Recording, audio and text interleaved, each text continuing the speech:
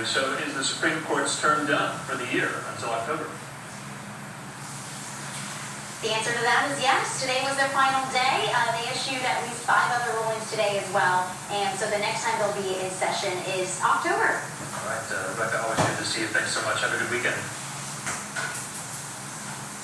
Okay, in the meantime here, let's take our first commercial break of this hour. We have a lot in store on this extremely busy Friday afternoon, but don't you worry, that Supreme Court ruling and several others that were issued by the High Court today, we're going to be breaking a lot of them down, bringing on legal analysts and experts helping us make sense constitutionally of what the questions at play were, including this one that is, like I said, very highly talked about, the fact that the Supreme Court, in that 6-3 opinion there, really curtailing nationwide injunctions levied by federal district courts, lower courts. So in lieu of going to break right now, it does look like the White House press pool is being ushered in there to the Oval Office. Remember, we're anticipating this event there in the Oval Office.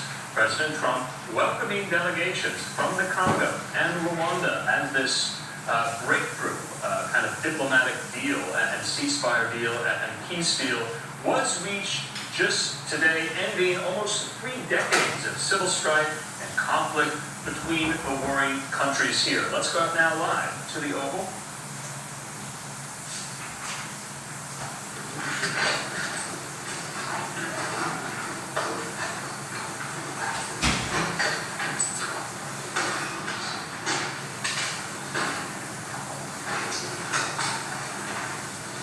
Well, thank you very much, and I'd like to ask, Caroline has become very famous, big star, and she has a person who's a colleague of hers, a friend of hers, and that she has a lot of respect for, who comes from the area and knows exactly what's happening. Caroline, can I ask you to say a few words? Yes, sir. Here we have Ariana, who is from the continent of Africa. She's been a reporter here in the United States for many years, and she has a story to share with the press, with the media, and with these 2 fantastic leaders who have joined you today. So, Ariana, please. Why don't you come on here and talk so they can see you? Sure.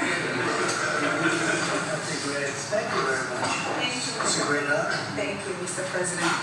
So, as Caroline has mentioned, President, first of all, I want to let you know that I'm the only African reporter accredited here at the White House over for the entire continent. So I just arrived from Congo, Democratic Republic of the Congo, yesterday.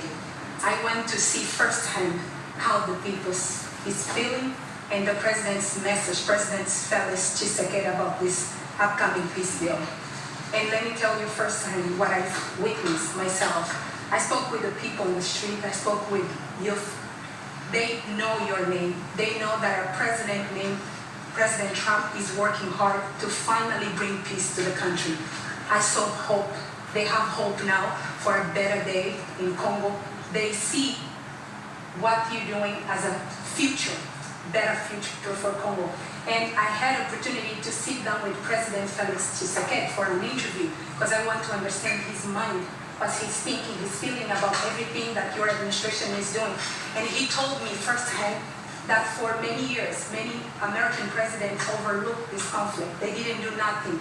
Even myself, I covered President Biden's administration. I pressed many times about this conflict. People are dying in Congo. This country has so much potential, but they need help because this war is destroying the country. Sure. They never gave me any answer.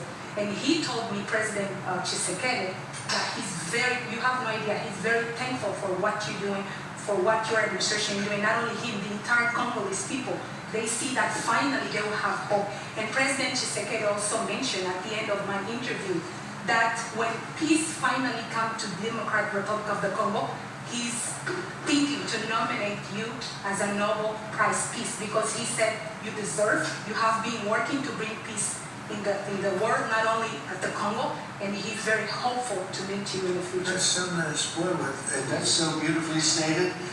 And Caroline said, number one, she did say, and I shouldn't say this because it's politically incorrect, she said, she's beautiful and you are beautiful. I'm not allowed to say that, that could be the end of my political career, I said it anyway. But you are beautiful and you're beautiful inside. So I wish I had more reporters like you. You've covered Africa for a long time? Yes, for over 10 years. Wow. I cover even your first administration. Yes, I know that. That's great. Well, thank you. That's so nice that you said that. Appreciate it. And I have one more question, Yes. Mr. President. Since we know in July or in the future, both President of Rwanda and the Congo will be coming Yes. to the United States.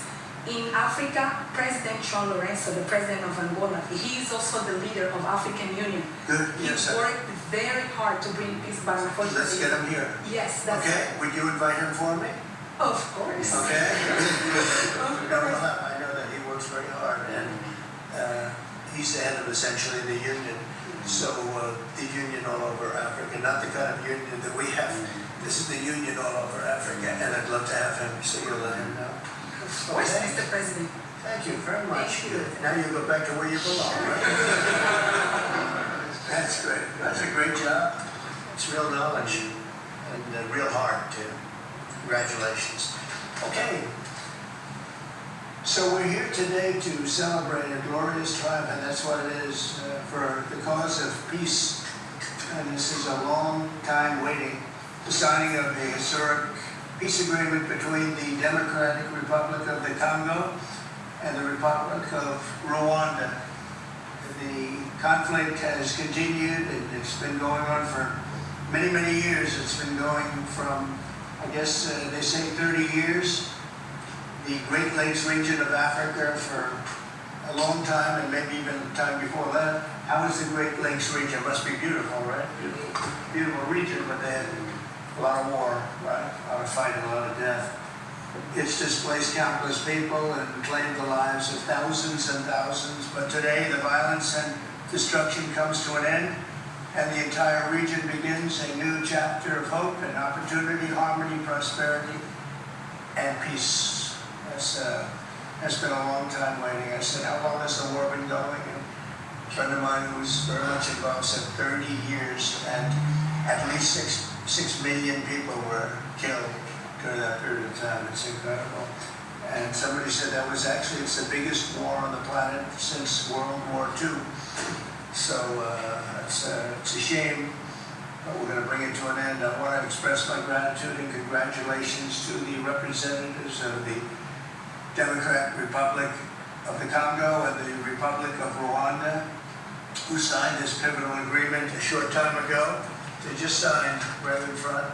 And let me also thank Secretary of State Marco Rubio, who has worked very hard on this subject, and we've worked on it together, for his outstanding leadership, as well as Senior Advisor for African and Africa Affairs, Mossad Boulos, who's, as you know, spends a lot of his time in Africa, and he's very comfortable there. I said, were you at all uncomfortable with all of the turmoil and all of the killing? And he said, no, I wasn't uncomfortable, and that's what you need.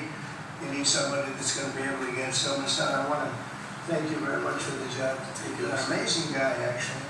I also want to thank African Union, Qatar, Togo, for working closely with the United States. And I know Qatar was really working hard, and African Union, we just spoke about that. And I look forward to having them representatives here when we do the official meeting, and that'll be sometime in July. And we look forward to it. And you better be here covering it, okay? We're not going to send anybody else covering it but you. But this is a tremendous breakthrough. In a few short months, we've now achieved peace between India and Pakistan, Israel and Iran, and the DRC and Rwanda, and a couple of others also, Serbia. You know, when we get ready to go to war with a group I won't even mention because it didn't happen. We're able to stop it, but I have a friend in Serbia, and they said we're going to go to war again. And I won't mention that it's Kosovo, but it's Kosovo. But they were going to have a big time war, and we stopped it. We stopped it because of trade. They want to trade with the United States. I said we don't trade with people that go to war.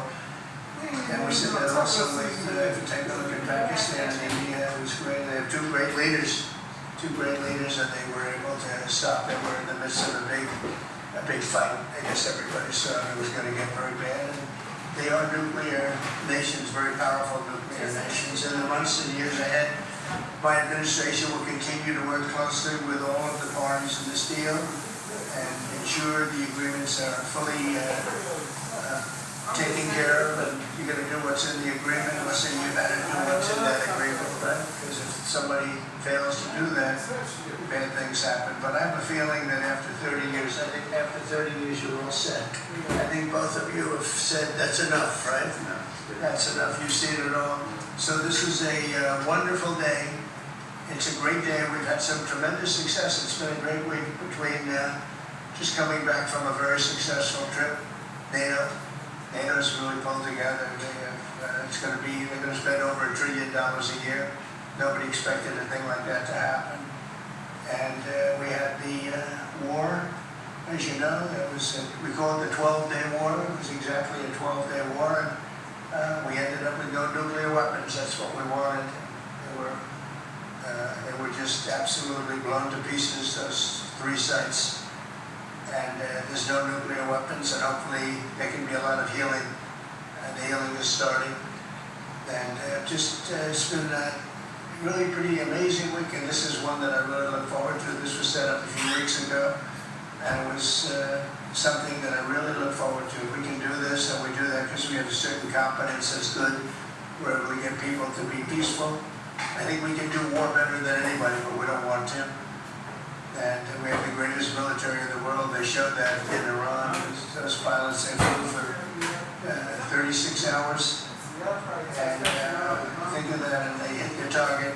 The size of this desk, half the size of this desk, from about 52,000 feet in the dark of night with no moon, 0 moon. They wanted it that way. Can you believe it?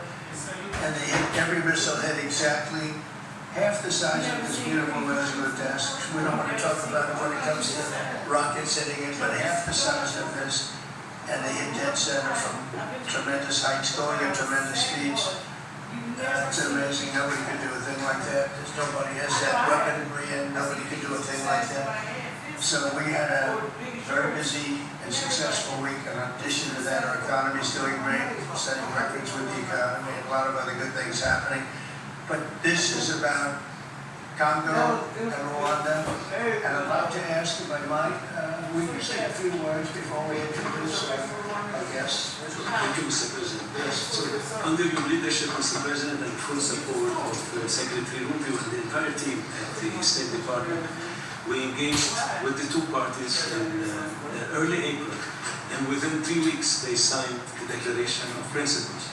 And now within about 2 months from that, we have signed today the final, this is actually the final peace agreement. Many people were wondering if this is preliminary. No, this is the actual final peace agreement that they've signed today.